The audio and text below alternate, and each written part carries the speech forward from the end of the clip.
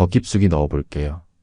안쪽 더 깊은 곳을 향해 그의 손이 망설임 없이 움직입니다. 잔근육이 또렷한 굵고 거친 그의 손, 거침없이 더 깊숙이 들어갔습니다. 그의 팔뚝 근육이 움직일 때마다 내 시선도 따라갔어요. 잠시 뒤 이마에서 떨어진 땀방울 하나가 내 손등에 톡 하고 닿았습니다. 놀랐지만 피하지 않았죠. 그 체온이 이상하게 싫지 않았거든요. 죄송해요. 얼른 땀 좀 닦고 다시 할게요. 괜찮아요. 누군가의 땀이 이렇게 닿는 게 참 오랜만이라서요. 그날 고장난 건 에어컨이 아니라 내 안에 오래된 감각이었습니다. 안녕하세요. 무탕훈입니다. 오늘도 한 편의 은밀하고 따뜻한 이야기를 시작합니다. 구독과 좋아요, 알림 설정 잊지 마세요. 안녕하세요. 송혜정, 58입니다. 서울 강서구 화곡동 아파트에 살고 있어요. 결혼한 지는 35년 됐었고요. 그 사람, 제 남편 박윤태는 3년 전에 세상을 떠났습니다. 간암이었죠. 10살 연상이었던 그는 말년 내내 아팠고 끝까지 저를 걱정만 하다 갔어요. 아이 하나 키우며 살림만 했습니다. 그래도 나름 열심히 산 인생이라 생각했어요. 그런데요, 남편이 떠난 뒤 알게 됐어요. 그 모든 시간 속에서 나는 단 한 번도 나로 살아본 적 없었다는 걸요. 엄마, 아줌마, 사모님, 누군가의 무언가로만 살다 보니 여자로서의 나는 언제 어디서 사라졌는지도 모르겠더라고요. 지금은 동네 문화센터에 다닙니다. 가죽공예 반, 스트레칭 반, 하루에 2시간쯤 정막에서 벗어나는 시간이에요. 그 외의 시간은 혼잣말하는 게 일상이죠. TV는 소음으로만 틀어놓고 하루 종일 말 한 마디 안 하는 날도 있어요. 그러다 에어컨이 고장났습니다. 무더운 여름날 방 안 가득한 숨막히는 더위처럼 그 사람, 낯선 남자가 내 방 안으로 들어왔습니다. 그리고 그날 멈춰있던 무언가가 다시 움직이기 시작했어요. 여름이 되면 남편이 떠났던 마지막 그 계절이 자꾸 떠오릅니다. 에어컨, 바람도 닿지 않던 병실, 축 늘어진 그의 팔과 한 줄기 땀이 천천히 녹선을 타고 흐르던 모습. 그게 제 마지막 기억이에요. 그 후로 여름이 두렵습니다. 숨이 턱 막히는 듯한 공기, 땀으로 뒤엉킨 내 살갗, 혼잣말도 점점 줄어드는 방 안의 정적. 아침이면 눈을 뜨자마자 주방 불부터 켭니다. 커피포트에 물을 올리고 혼자 먹을 밥을 전자레인지에 데우죠. 싱크대 앞에 서서 식지도 않은 밥을 입에 밀어 넣는 일이 이제는 너무 익숙합니다. 누가 보면 혼자 사는 게 자유롭겠다 하겠지만 사실은 누구에게도 어제 뭐 먹었어? 라는 단순한 질문조차 들은 적이 없다는 게 이렇게 외로운 줄 몰랐어요. 남편 없이 혼자 산 지도 3년. 처음 1년은 정신이 없었어요. 장례, 정리, 법적 절차, 보험. 그렇게 바쁘게 지내다가 정말 혼자가 되었단 걸 깨달은 건 그 다음 해 여름이었죠. 그때부터 문화센터를 다니기 시작했어요. 하루 2시간 가죽공예와 스트레칭 반을 번갈아 듣습니다. 누구랑 눈 맞추며 웃기 위해서가 아니라 적어도 내 이름을 한 번쯤 누가 불러주길 바라서. 송혜정님, 여기 끈을 이렇게 묶으시면 돼요. 그 짧은 말 한마디에 마음이 환해질 때도 있죠. 다들 60 넘은 여성들이라 수다는 끊이질 않지만 정작 저는 대부분 듣기만 해요. 그럴 때마다 나만 유리벽 안에 갇혀있는 느낌이 들곤 해요. 웃고 있지만 어딘가 멀리서 혼자 서 있는 기분. 아무리 함께 있어도 마음이 혼자면 그건 혼자니까요. 그리고 집에 돌아오면 또 말이 없죠. 문을 열면 반겨주는 건 텅 빈 현관과 미세먼지뿐. 에어컨은 남편이 생전에 사준 거예요. 설치하고 한 번도 고장 안 났던 기계가 이번 여름 갑자기 멈춰버렸습니다. 리모컨 버튼을 눌러도 딸깍 소리만 날 뿐 바람은 안 나왔어요. 하루 이틀은 선풍기로 버텼지만 밤마다 베개가 젖는 게 땀 때문인지 눈물 때문인지 모르겠더라고요. 그래서 결국 휴대폰으로 에어컨 수리 검색창을 열었습니다. 무심코 누른 전화번호. 그 번호로부터 내 여름이 아니 내 감정이 다시 움직이기 시작할 줄은 그땐 몰랐어요. 띠링. 문 앞에서 초인종이 울렸습니다. 오전 11시 반. 약속보다 10분 먼저 온 사람이었어요. 창문을 반쯤 열어둔 거실로 먼지 섞인 바람이 한 줄기 스쳤습니다. 거울 앞에서 마지막으로 머리를 빗었어요. 사실 별 뜻은 없었지만 어쩐지 이마에 난 잔머리까지 정리하고 싶더라고요. 문을 열자 그가 있었습니다. 안녕하세요. 수리기사 장도연입니다. 낯선 남자의 이름, 낯선 남자의 냄새, 낯선 남자의 땀이 먼저 느껴졌어요. 그는 정갈한 작업복에 진한 팔뚝선을 드러낸 채 서 있었고 커다란 가방을 한쪽 손에 들고 있었습니다. 살짝 땀에 젖은 머리, 슬쩍슬쩍 풍기는 땀 냄새가 이상하게도 싫지 않았어요. 네, 들어오세요. 에어컨이 저기예요. 내 목소리는 생각보다 작게 나왔고 그는 신발을 벗고 조심스럽게 안으로 들어왔습니다. 이쪽 거실입니다. 바람이 안 나와요. 그는 고개를 끄덕이며 에어컨 아래에 무릎을 꿇었습니다. 커버를 여는 그의 손이 크고 굵고 무엇보다도 매우 익숙해 보였습니다. 안쪽까지 좀 열어야겠네요. 장도현의 손이 안으로 쑥 들어갔습니다. 움직이는 팔뚝 근육이 살짝 젖은 셔츠를 당기고 밀어냈어요. 그걸 바라보는 내 시선은 어딘가 묘하게 고정됐습니다. 에어컨 안쪽에서 먼지 덩어리가 툭 떨어졌고 그는 잠시 허리를 펴며 손등으로 이마를 닦았습니다. 아, 여름은 참. 잠시 눈이 마주쳤죠. 그의 눈은 까맣고 깊었습니다. 말수가 적은 사람이란 걸 첫눈에 알 수 있었어요. 물티슈 같은 거 있으세요? 아, 네. 여기요. 손이 스쳤습니다. 순간 정지된 듯한 짧은 떨림. 내가 너무 오랫동안 누구와도 이런 거리에서 숨 쉰 적이 없다는 걸 그제야 알았습니다. 장도연은 무릎을 다시 꿇고 고개를 숙인 채 에어컨 깊숙한 곳을 살폈습니다. 그가 팔을 더 안쪽으로 넣을 때마다 등에 힘줄이 드러났고 셔츠는 살짝 말라붙은 듯 몸에 밀착됐어요. 어디서 문제가 났는지 거의 다 보입니다. 바람 나오는 쪽 막힘이 좀 심하네요. 그의 목소리는 낮고 조용하고 묘하게 안정적이었습니다. 그냥 수리하는 말투일 뿐인데 그 말이 가슴에 닿았습니다. 이거 좀 받아주세요. 그가 작은 브러쉬를 내밀었고 나는 반사적으로 손을 내밀었습니다. 그 순간이었습니다. 그의 이마에서 흘러내린 땀방울 하나가 톡 하고 내 손등에 떨어졌어요. 순간 심장이 세차게 뛰었어요.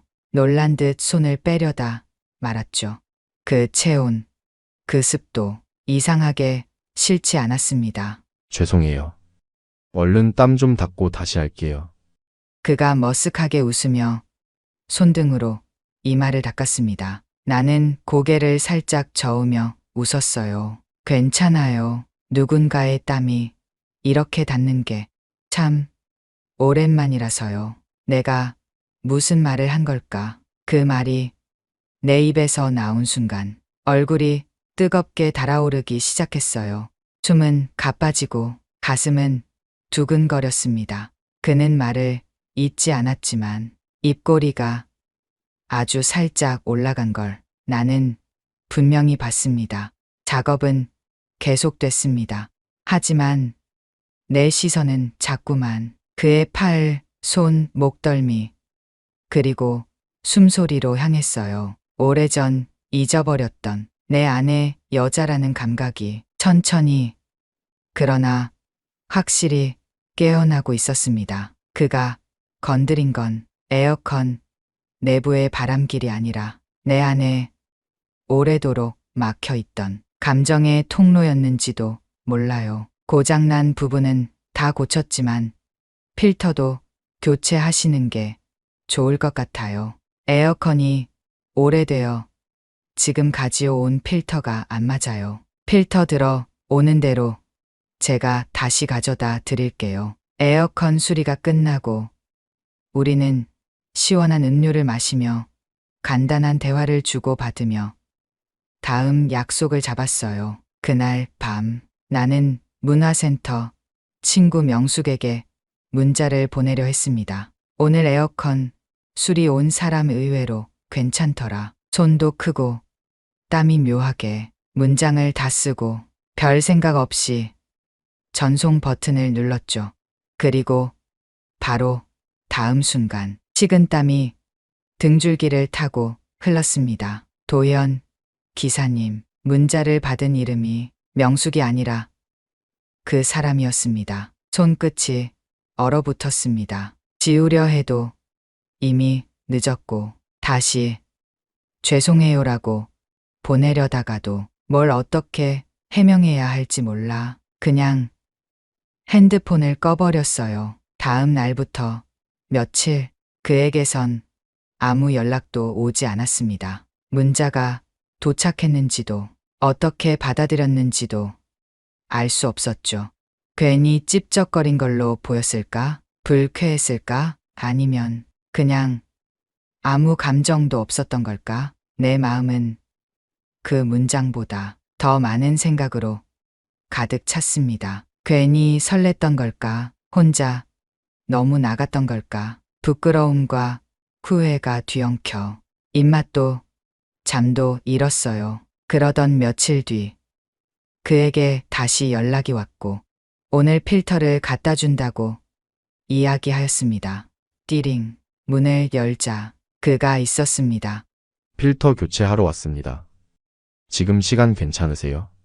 그는 아무렇지도 않은 표정이었고 나는 얼굴이 달아오르는 걸 느꼈어요. 네, 괜찮아요. 들어오세요. 그가 방 안으로 들어서는 순간 우리 사이엔 그 어떤 설명도 필요 없었습니다. 그저 침묵 속에서 서로의 온기를 알아보는 기류만이 천천히 하지만 분명히 흐르고 있었어요. 수리를 마치고 나는 그에게 차를 권했고 그는 거절하지 않았습니다. 좁은 거실 테이블에 마주 앉아 두 손으로 머그잔을 감싼 그의 모습은 의외로 수줍어 보였어요. 일 오래 하셨어요? 한 15년 됐죠. 와이프 아플 때 정규직 그만두고 혼자 벌어야 해서. 그 말에 나는 순간 가슴이 내려앉았습니다. 와이프 아플 때 그 말 속에 담긴 시간의 무게가 너무 선명했거든요. 저도요. 네? 저도 남편 가남이었어요. 떠난 지 3년 됐어요. 그의 눈빛이 조용히 흔들렸습니다. 그 흔들림이 내 안의 벽을 무너뜨렸어요. 우리는 그렇게 각자의 상실을 꺼내놓기 시작했습니다. 누구에게도 말하지 못했던 시간, 울지 않기 위에 씹던 말, 밤에 혼자 베고 있던 베개의 습기까지. 그날 처음으로 그는 내 손등에 손을 얹었습니다. 거칠지만 따뜻한 손, 그 손 위에 겹쳐진 내 손.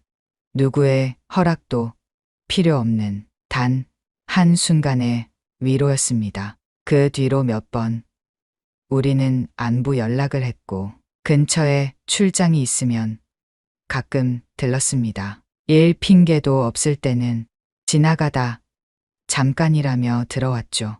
커피를 마시며 그는 늘 말을 아꼈지만 눈빛은 점점 나를 오래 바라보게 되었고 나는 그의 숨소리를 기억하게 되었습니다. 나는 그 사람을 좋아하게 된 것 같았습니다. 그의 손은 여전히 거칠었고 그 손등에 맺힌 작은 상처 자국들이 묘하게 내 가슴을 건드렸어요. 가끔 생각했어요. 그날 에어컨 고장 안 났으면 우린 못 만났겠죠? 내가 그렇게 말하자 그는 조용히 웃었습니다. 그럴 수도 있죠. 근데 어쩌면 다른 이유로라도 만났을지도 몰라요. 그 한마디에 가슴 안쪽이 따뜻해졌습니다. 그날 이후 나는 하루하루가 다르게 설레기 시작했어요. 거울 앞에서 립스틱을 다시 꺼내 보게 되고 문득문득 핸드폰 알림에 심장이 뛰곤 했죠. 하지만 행복은 늘 예고 없이 멈춥니다. 도현에게서 어느 순간부터 연락이 끊겼습니다. 문자도 없고 전화도 받지 않았어요. 혹시 그 문자 때문일까? 아니면 너무 부담스러웠을까? 수십 가지 이유를 떠올리며 혼자 마음을 조이고 있던 어느 날 나는 결국 다시 전화를 걸었습니다. 세 번째 신호음 뒤 그의 목소리가 조용히 들렸습니다. 혜정 씨, 잘 지내셨어요? 그냥 요즘은 연락이 없으셔서요. 한동안 말이 없던 그는 숨을 내쉬고 조용히 말했습니다. 딸아이가요. 우리가 연락하는 걸 알게 됐어요. 순간 내 목소리도 심장도 멎었습니다. 그 애가 많이 힘들어 하더라고요. 왜요? 애엄마가 간지 얼마 안 됐잖아요. 제가 다른 여자와 연락하고 있다는 걸 도저히 받아들이질 못하겠대요. 그의 말이 내 귀를 지나 가슴 깊숙이 박혔습니다. 그 애에겐 제가 아직도 엄마를 기다리고 있는 아버지처럼 보여야 세상이 덜 무너지는가 봐요. 그는 웃지도 울지도 않았습니다. 그저 담담하게 말했지만 그 안엔 수많은 감정들이 엉켜 있었어요. 그가 딸에게 한 사람의 남편으로 남아있는 게 그 애에게 마지막 희망이라면 나는 거기서 비집고 들어갈 자격이 없는 사람이라는 걸 그 순간 깨달았습니다. 죄송해요. 제가 괜한 문자를 보낸 것 같아서. 아니에요. 그날 이후 사실 나도 계속 생각났어요. 그 말 싫지 않았어요. 기분이 참 묘했어요. 하지만 그건 끝의 확인이었습니다. 도현의 마음도 나와 다르지 않지만 현실은 감정을 허락하지 않았습니다. 한동안 연락드리지 못할 것 같아요. 그의 마지막 말은 어쩌면 안녕이었을지도 모릅니다. 전화가 끊기고 난 후 나는 핸드폰을 꼭 쥔 채 오래도록 눈을 감고 있었습니다. 심장 쪽에서 무언가 천천히 식어가는 느낌이 들었어요. 그게 체온인지 희망인지 이름 없는 그 무언가가 서서히 꺼지고 있었습니다. 요즘은 문화센터에 자주 나가고 있습니다. 몸이 바쁘면 마음도 덜 헛헛하다는 걸 이제서야 조금씩 배워가는 중이에요. 그날도 도자기 체험 강좌를 청강하러 간 날이었어요. 물레 돌리는 소리, 질척한 흙의 감촉, 그 묵직한 침묵이 오히려 나를 안정시켜줬습니다. 강사님이 설명을 이어가던 중 천장 쪽 에어컨에서 딸깍 하는 소리가 났습니다. 뒤이어 작업복을 입은 남자가 조심스럽게 문을 열고 들어왔죠. 나는 고개를 돌렸다가 숨이 멎는 줄 알았습니다. 장도현, 그 사람이 거기 문화센터 강의실 입구에 서 있었습니다. 에어컨 점검 명찰을 단 채. 그도 나를 본 순간 표정이 미세하게 일그러졌다가 곧 조용히 고개를 숙였습니다. 아무 말도 하지 않았어요. 그는 강의실 천장 쪽을 살펴보며 계기판을 점검했고 나는 흙을 만지며 심장이 다시 뛰기 시작하는 걸 느꼈습니다. 수업이 끝나고 밖으로 나가려던 순간 복도 끝에서 그가 기다리고 있었습니다. 잘 지내셨어요? 그가 먼저 말했습니다. 그 목소리, 한동안 잊지 못했던 그 낮고 따뜻한 음색. 예, 가끔 생각났어요. 내가 그렇게 말하자 그는 눈을 피하며 고개를 숙였습니다. 저도요. 그날 이후로 많이 생각했어요. 우리는 문화센터 근처 작은 카페로 자리를 옮겼습니다. 딸아이랑도 얘기했어요. 이제 성인이니까 이젠 저도 제 감정을 살아도 된다고. 물론 아직 완전히 받아들이진 못하지만요. 그는 조용히 그러나 단단하게 말했습니다. 그 말이 가슴 안 깊숙이 파고들었습니다. 저도요.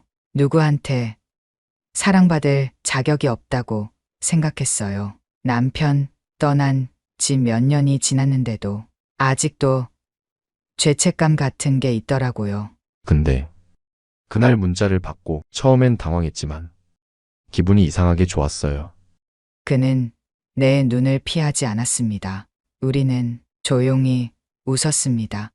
그날 짧은 커피 한 잔이 끝난 뒤 그는 조심스럽게 내 손등을 한번 가볍게 덮었습니다. 언제 밥 한번 같이 해요. 내가 웃으며 그에게 말하자 그도 웃었어요. 제가 살게요.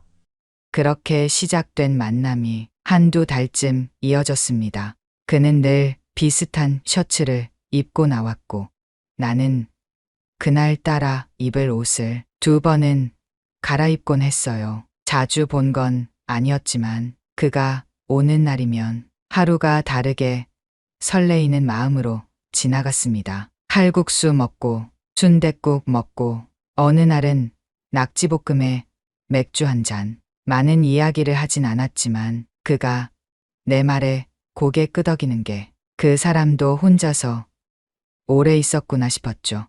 그날은 비가 조금 내렸어요. 약속한 식당까지 가는데 내가 우산을 깜빡했더니 그가 말없이 자기 우산을 반쯤 내 쪽으로 기울였죠. 왜 이렇게 어깨가 젖었어요? 식당에 앉자 그가 묻길래 혼자 사는 사람은 비 맞는 거 좀 익숙해요. 그랬더니 그가 잠깐 웃고는 아무 말 없더라고요. 식사 끝나고 소주 한 병 시켰어요. 나는 원래 술을 잘 못하지만 그날은 조금 취하고 싶었는지도 몰라요. 집까지 제가 모셔다 드릴게요. 아파트 입구에 도착했을 땐 서로 말이 없어졌습니다. 나는 열쇠를 손에 쥐고 있었고 그는 두 손을 바지 주머니에 넣고 있었어요. 커피 한 잔 드시고 가시겠어요? 그 말을 하고 나서 내가 더 놀랐습니다. 그 사람도 조금 놀란 듯 웃었죠. 그럴까요? 오늘은 그가 현관으로 들어서고 문이 닫히는 소리, 그 순간부터 공기가 아주 달라졌습니다. 거실에 불은 켜져 있었지만 조금 어둡게 느껴졌습니다. 조용히 물을 데우고 머그잔 두 개의 커피를 탔습니다. 설탕은 안 넣죠? 네, 원래는 안 넣는데 오늘은 조금 달게 마시고 싶네요. 도현은 그렇게 말하며 웃었고 그 웃음은 오래 보지 못했던 얼굴에 주름을 만들었어요. 나도 따라 웃었죠. 잔을 내려놓은 그의 손이 잠시 테이블을 떠나지 않았습니다. 조용히 커피를 마시다 나는 무심코 입술을 만졌고 그는 그걸 바라보다 시선을 떨궜습니다. 조용하네요. 내 조용한 집에 누군가 숨소리가 있다는 게 이상하게 안심이 돼요. 도현은 고개를 끄덕였고 그 짧은 동작에도 나는 가슴이 울컥해졌습니다. 나는 자리를 살짝 옮겨 그 옆에 앉았습니다. 이유 없이, 정말 아무 이유도 없이 그저 앉고 싶었습니다. 그의 팔과 내 팔이 살짝 닿았습니다. 옷깃 너머의 체온이 느껴졌고 나는 그 자리에서 움직이지 않았습니다. 혜정 씨, 그가 나지막하게 불렀습니다. 나는 고개를 돌렸고 그의 얼굴이 가까이 있었어요. 숨소리가 섞였고 서로의 눈이 잠시 흔들렸고 그는 아주 천천히 내 손등에 손을 얹었습니다. 그 손이 너무 따뜻해서 눈물이 말 뻔했어요. 나는 천천히 손을 뒤집어 그 손을 감쌌습니다. 그가 움직였고 그의 얼굴이 가까워졌고 입술이 떨리며 닿았습니다. 처음은 정말 조심스러웠습니다. 마치 그 어떤 허락도 받을 수 없을까 두려운 사람처럼. 하지만 내가 먼저 눈을 감았습니다. 입술이 길게 조금 더 깊게 마음을 따라 움직였습니다. 숨소리가 겹쳐졌고 나는 그의 등을 조심스럽게 감싸 안았습니다. 그의 손이 내 등 뒤로 천천히 내려갔고 마른 손등이 내 허리 언저리를 쓰다듬었을 때 나는 잊고 있었던 여자의 감각을 천천히 다시 기억해내기 시작했습니다. 그는 말이 없었지만 그 손길은 망설임과 진심을 같이 담고 있었어요. 그 순간 나는 그가 에어컨 수리공이 아니라 내 안에 멈춰있던 감각의 바람기를 다시 열어준 사람이란 걸 느꼈습니다. 입맞춤이 끝났을 때 우리는 둘 다 눈을 감고 있었습니다. 숨을 고르던 그가 천천히 내 이마에 입을 맞췄습니다. 이마, 눈썹, 그리고 볼. 마치 오래된 연인처럼 익숙하지 않지만 서로를 너무 조심스럽게 대했습니다. 그의 손이 천천히 내 허리선을 따라 내려오다 멈칫했습니다. 나는 그 손을 가볍게 내 손등으로 덮었습니다. 괜찮아요 라는 말 대신 손끝으로 대답했죠. 우리는 조용히 일어나 거실 조명을 끄고 천천히 침실로 향했습니다. 낡은 매트리스 위에 서로를 조심스럽게 눕히고 나는 그의 셔츠 단추를 하나씩 풀기 시작했습니다. 그의 가슴은 뜨거웠고 놀랍게도 두근거렸습니다. 그가 나를 여전히 원한다는 사실이 몸으로 전해졌어요. 그의 손끝이 봉긋한 곡선을 지나 천천히 내 옆구리를 쓰다듬을 때 내 안에서 묵은 바람이 갑자기 터져 나오는 느낌이었습니다. 숨이 멎듯 잠시 눈을 감았고 그 손길이 젖은 중심 가까이 닿아올 때마다 내 몸은 생전 처음처럼 반응했어요. 나는 두 팔로 그의 목을 끌어안았고 그는 말없이 나를 깊이 감쌌습니다. 그의 단단한 그것이 조심스레 내 안으로 들어올 때 나는 잠시 눈을 떴습니다. 눈앞엔 누군가에게 처음으로 나를 열어주던 그 순간이 있었습니다. 천천히 하지만 깊게 파고드는 그 감각에 내 입에서는 오래 참고 있던 신음이 새어 나왔습니다. 그는 움직일 때마다 내 손을 꼭 쥐었고 나는 그의 가슴에 얼굴을 묻었습니다. 몸이 아니라 감정이 먼저 터졌고 그 안에서 나는 다시 여자로서 살아있다는 걸 깨달았습니다.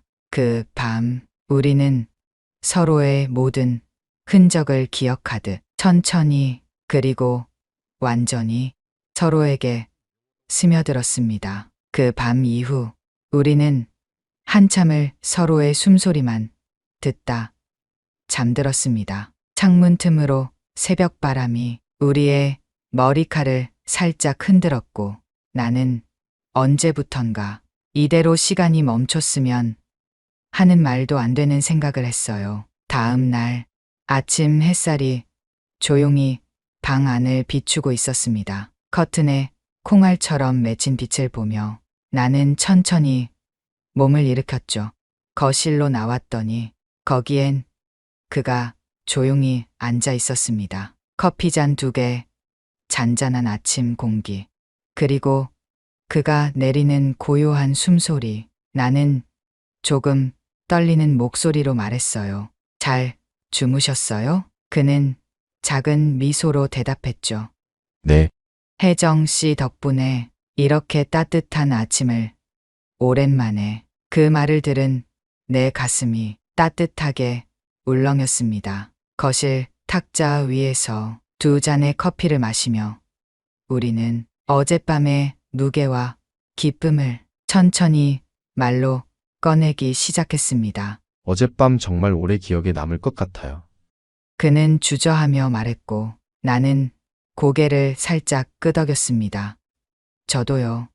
어쩐지 내 안에는 누가 없으면 숨을 쉬기 힘든 시간들이 많았는데 그 밤은 숨을 쉬는 게 아니라 사랑을 하는 느낌이었어요. 그는 잔을 놓고 나를 향해 조용히 손을 뻗었습니다. 혜정 씨, 미안하다는 말 아니에요. 오히려 고마워요. 그의 손길이 눈앞에서 멈추고 그 손이 손등을 스치는데 내 안에 수많은 감정이 한꺼번에 터져 나왔습니다. 나도 그렇게 느꼈어요. 우리는 그렇게 아침 햇살 속에 서로의 얼굴을 오랫동안 바라봤습니다. 커피를 다 마신 후 나는 조심스럽게 말을 꺼냈어요. 이제 우리 천천히 서로의 집을 왔다 갔다 하며 자연스럽게 만날까요? 그는 살며시 웃더니 네, 좋습니다. 그리고 나를 가만히 안았습니다. 누군가와 함께 있다는 게 이렇게 따뜻할 줄 몰랐어요. 나는 그의 옆 얼굴을 보고 나도요. 화장기 없는 목소리로 말했습니다. 며칠 후 나는 아들 현우에게 전화를 걸었습니다. 아들, 나 요즘 잘 지내고 있어. 네? 왜요? 아들의 당황한 목소리가 들렸습니다. 혼자서만 잘 지냈나 싶었는데 이젠 함께 밥도 먹고 누군가랑 이런 말을 나눌 수 있게 됐어. 나는 떨리는 목소리로 대답했습니다. 그분이 내 마음에도 작은 공간을 남겼어요. 그날 아들과 10분쯤 통화 후 엄마, 다행이다. 행복하세요. 짧지만 진심이 담긴 그 말이 내 마음을 울컥하게 했어요. 다시 시작된 날들 속에서 도현과 나는 가까워졌습니다. 주말엔 함께 문화센터에서 도자기 그릇을 만들고 어쩌면 그건 우리를 위한 그릇이었어요. 저녁엔 소박한 반찬과 국 한 가지, 그리고 맥주나 따뜻한 술 한 잔. 그날이 지나갈수록 그는 내 손잡는 법을 알았고 나는 그의 눈을 마주보는 법을 배웠습니다. 어느 날은 그가 혜정 씨, 주말에 우리 산책 어때요? 조심스레 물어왔고 나는 고개를 끄덕였어요. 산책길을 걸으며 나이 들어도 이런 설렘이 생길 줄 몰랐어요. 나는 그렇게 말했고 그는 2 손을 내 손에 얹었습니다. 나도 혜정 씨를 다시 사랑하게 될 줄 몰랐습니다. 그리고 어느 날 밤, 그는 조용히 내 손을 잡고 말했어요. 혜정 씨, 정말 이제부터 하루하루를 함께 걸어도 될까요? 나는 조금만 생각하다 내라고 대답했습니다. 이 나이에 사랑을 다시 해도 되더군요. 나는 그렇게 속삭이며 그의 손을 꼭 잡았습니다. 창밖에 가랑비가 내리던 밤이었고 그 빗소리는 우리가 함께하는 다음 날들을 위한 잔잔한 축복처럼 들렸습니다. 오늘 이 이야기를 들으시며 나이 들어도 다시 사랑할 수 있다는 희망이 전해졌다면 좋겠습니다. 구독자님들도 어쩌면 잊고 있던 누군가의 숨결을 다시 느낄 날이 올지도 몰라요. 소리내어 괜찮아라고 자신에게도 말해주세요. 구독과 좋아요, 알림 설정 잊지 마세요. 그리고 여러분의 황혼 사랑 이야기 댓글에 들려주세요. 감사합니다.